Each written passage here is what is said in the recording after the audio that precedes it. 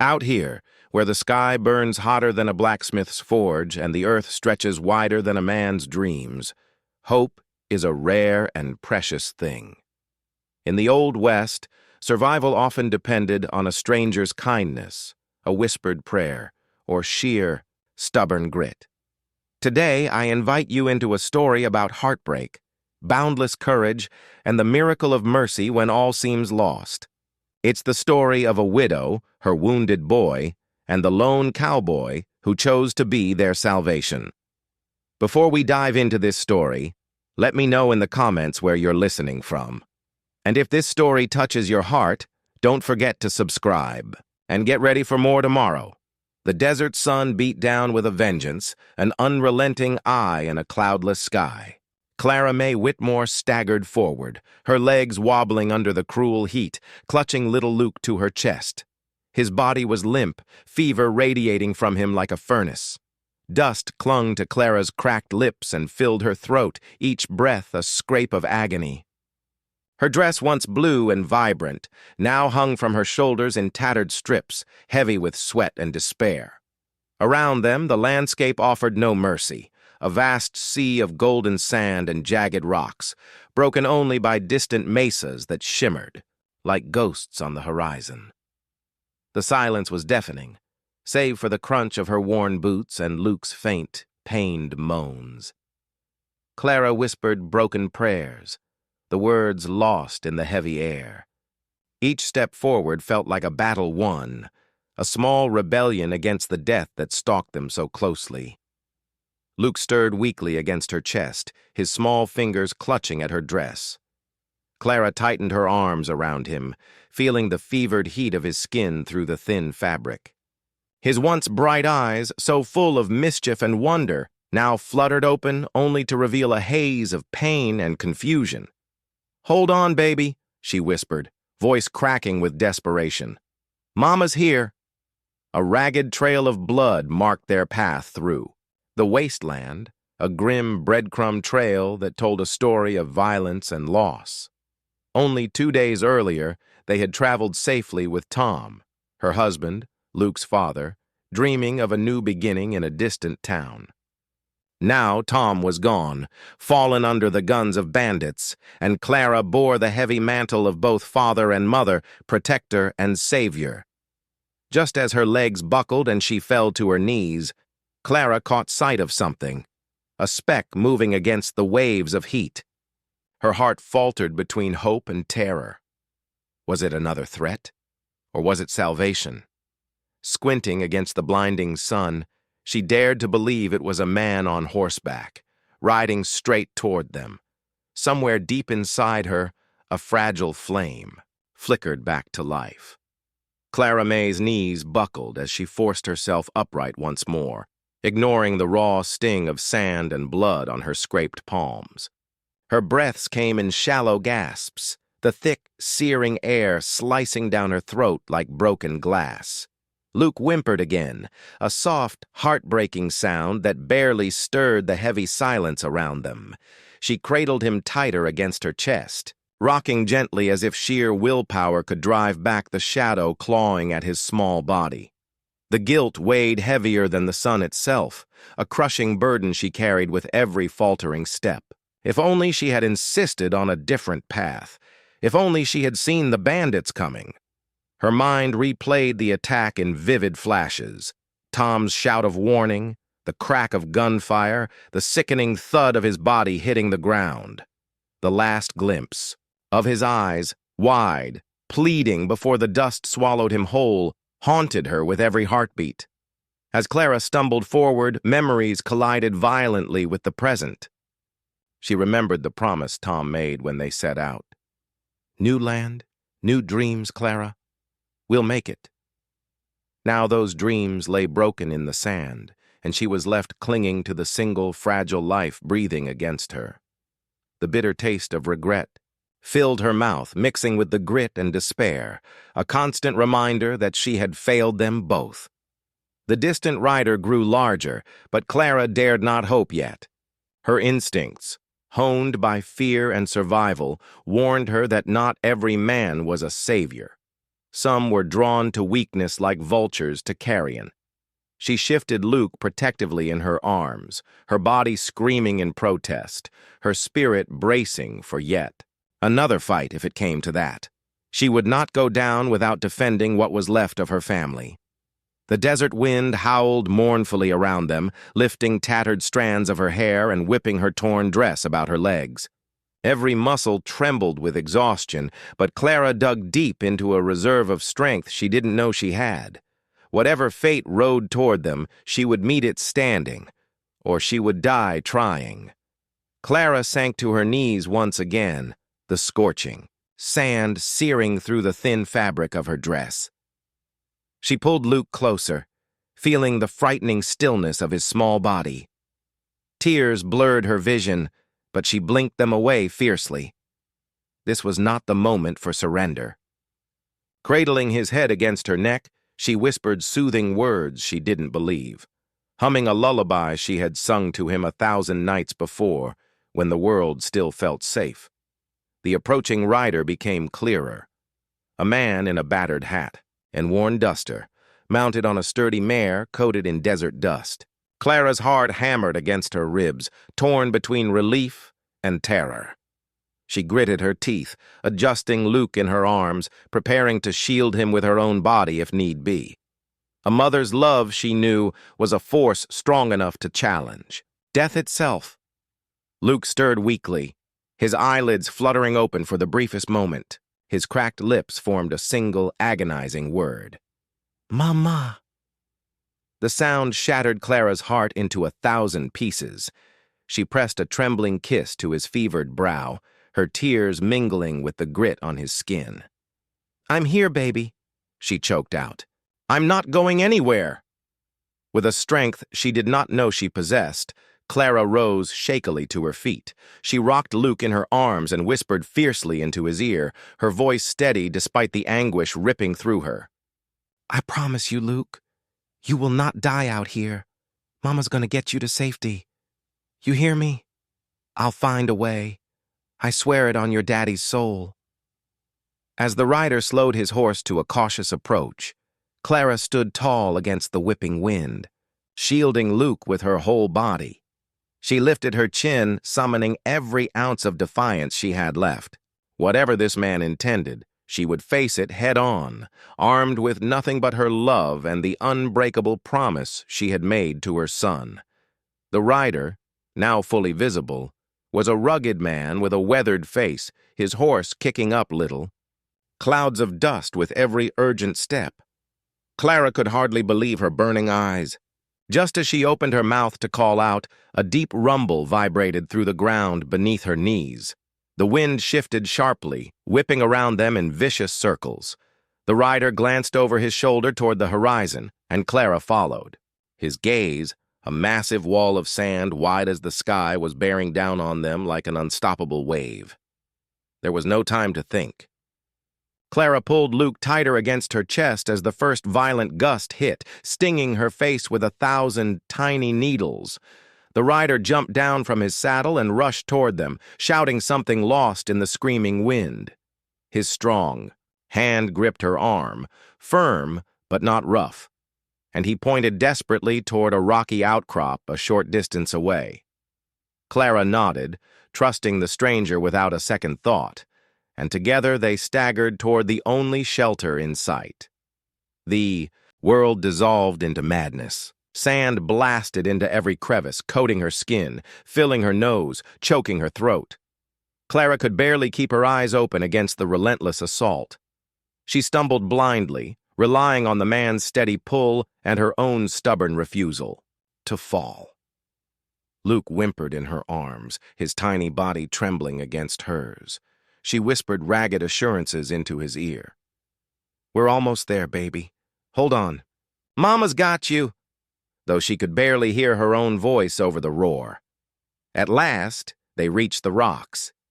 The cowboy shielded them with his broad body as he wedged them into a narrow crevice, blocking as much of the wind as he could. Clara collapsed against the stone, cradling Luke protectively as she gasped for air. The cowboy crouched beside them, one hand steadying the brim of his battered hat. the other pressing a canteen into Clara's shaking hands. She drank greedily, the water tasting like salvation, tears slipping down her cheeks unchecked. For long minutes, they endured the storm's wrath together, three souls clinging to a sliver of shelter while the desert screamed around them.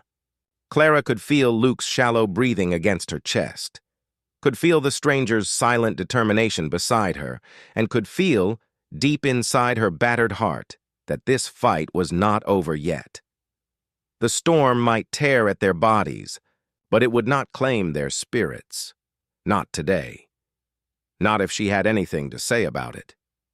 When the sandstorm finally began to weaken, it left behind an eerie, heavy silence. Grains of sand clung to every surface, turning the world a muted, dusty gold. Clara shifted stiffly, her arms still locked protectively around Luke, her muscles aching from the effort of shielding him. Beside her, the cowboy rose slowly, brushing the dust from his coat with methodical movements.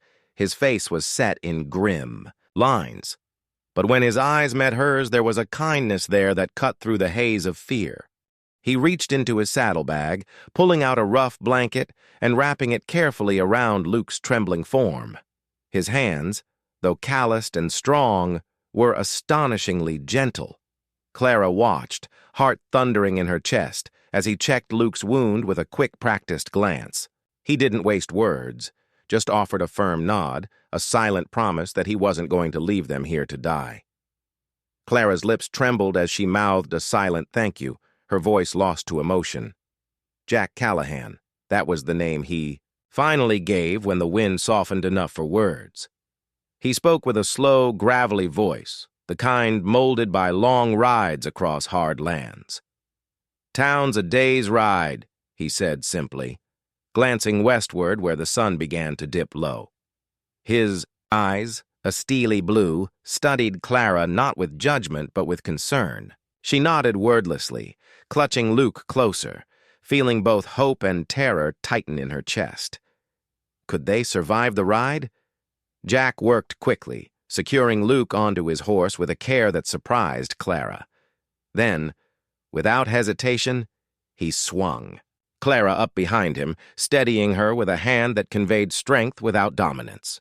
The mare shifted anxiously beneath them, sensing the urgency, but Jack's calm voice soothed her.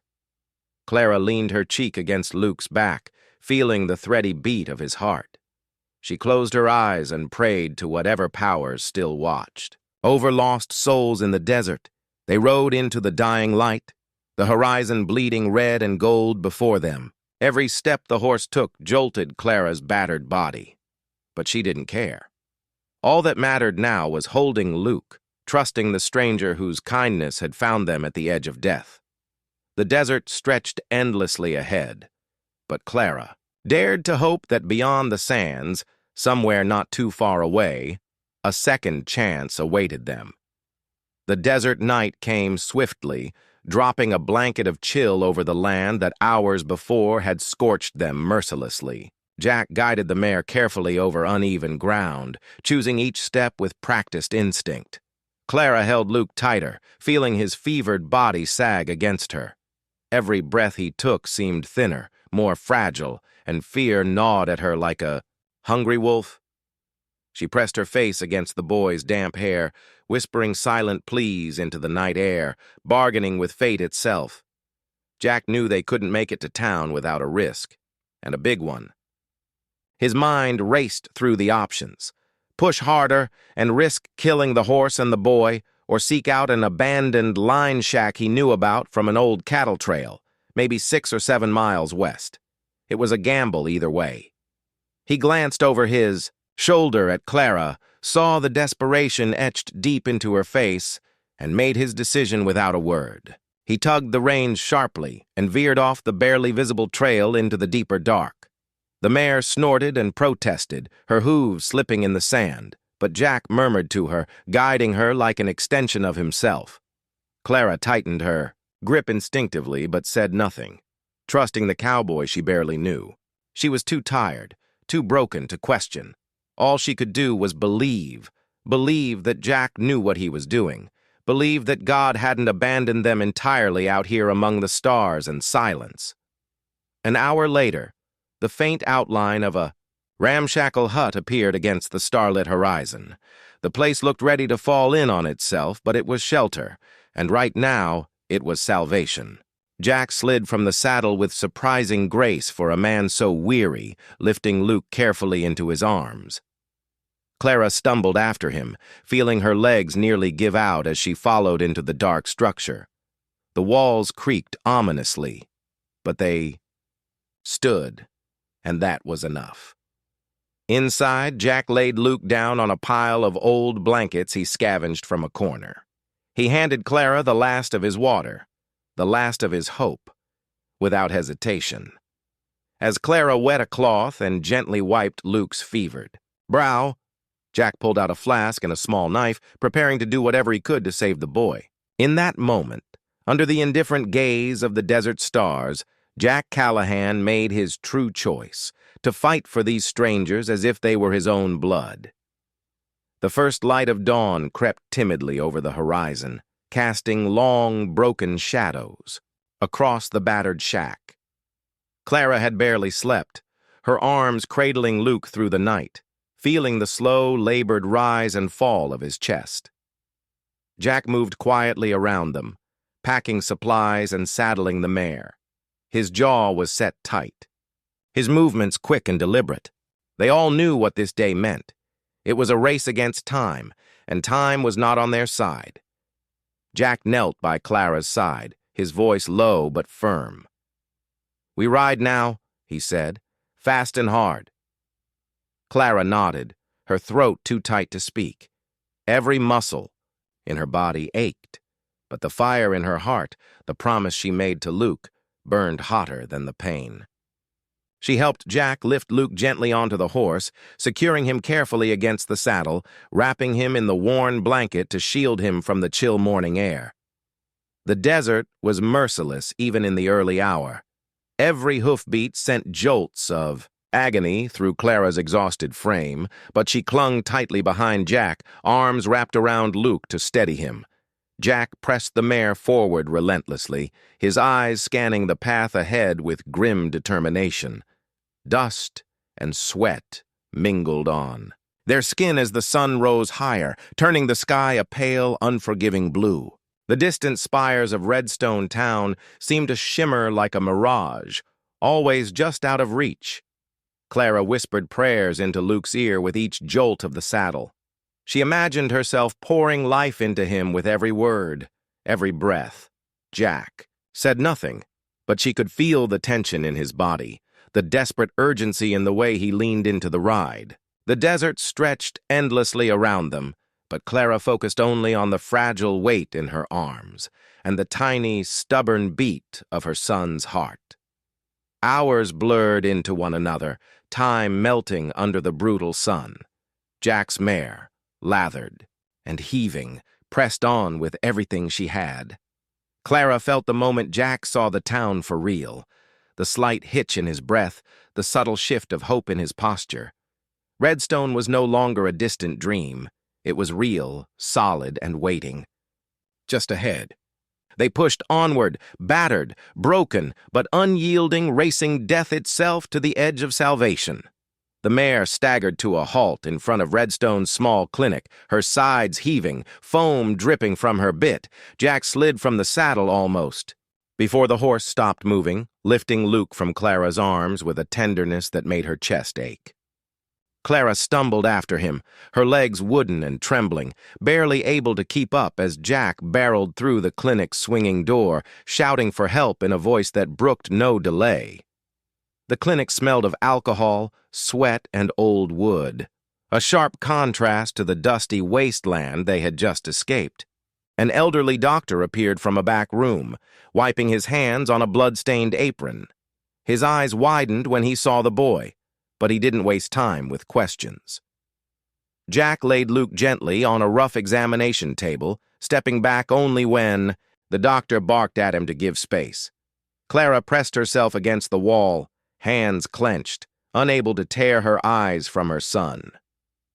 The doctor worked with ruthless efficiency, cutting away Luke's tattered shirt and examining the angry festering wound at his side. He muttered under his breath, issuing orders to a young nurse who appeared from nowhere, her face pale but determined. Clara's heart hammered painfully against her ribs as she watched, helpless. She clutched at the cross around her neck, whispering fervent prayers between broken sobs. Jack stood nearby, silent and still, his hat clutched tightly in his dust-covered hands. The minutes stretched into an eternity.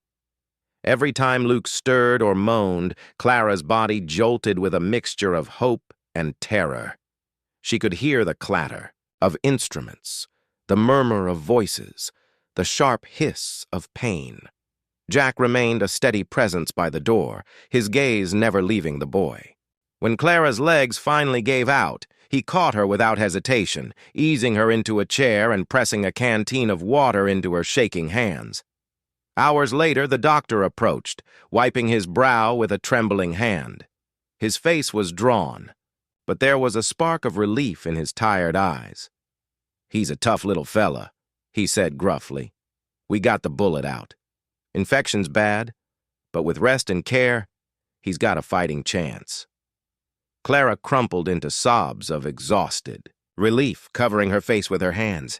Beside her, Jack placed a hand lightly on her shoulder, grounding her with the simple, unspoken promise that they had made it this far, and they would go further still.